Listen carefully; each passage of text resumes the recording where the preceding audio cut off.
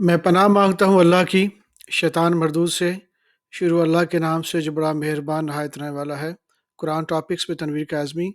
سبق نمبر 139، حمل کو گرانا، اسقاط حمل یا بچوں کو قتل کرنا۔ الانعام سورہ 6 آیت نمبر 151۔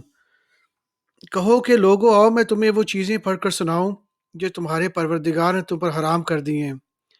ان کی نسبت اس نے اسی طرح ارشاد فرمایا ہے کہ کسی چیز کو اللہ کا شریک نہ بنانا،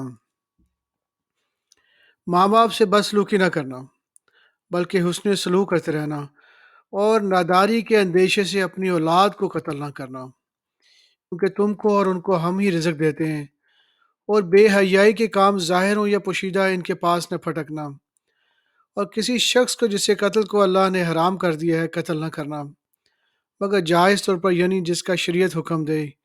ان باتوں کو وہ تمہیں تاکید کرتا ہے تاکہ تم سمجھو۔ بنی اسرائیل سورہ 17 آیت نمبر 30۔ بے شک تمہارا پروردگار جس کی روزی چاہتا ہے فراغ کر دیتا ہے، اور جس کی روزی چاہتا ہے تنگ کر دیتا ہے۔ وہ اپنے بندوں سے خبردار ہے اور ان کو دیکھ رہا ہے۔ اور اپنی اولاد کو مفلسی کے خوف سے قتل نہ کرنا، کیونکہ ان کو اور تم کو ہم ہی رزق دیتے ہیں۔ کچھ شک ہی نہیں کہ ان کا مار ڈالنا بڑا سخت گناہ ہے۔ الممتحنہ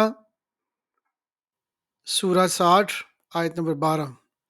اے پیغمبر، جب تمہارے پاس مومن عورتیں اس بات پر بیعت کرنے آئیں کہ نہ تو وہ اللہ کے ساتھ کسی کو شریک کریں گی، نہ چوری کریں گی، نہ بدکاری کریں گی، نہ اپنی اولاد کو قتل کریں گی، نہ اپنے ہاتھ پاؤں کے درمیان کوئی بہتان باندھ لائیں گی، اور نہ نیک کاموں میں تمہاری نافرمانی کرنے لیں گی، تو ان سے بیعت لے لو اور ان کے لیے اللہ سے بخشش مانگو۔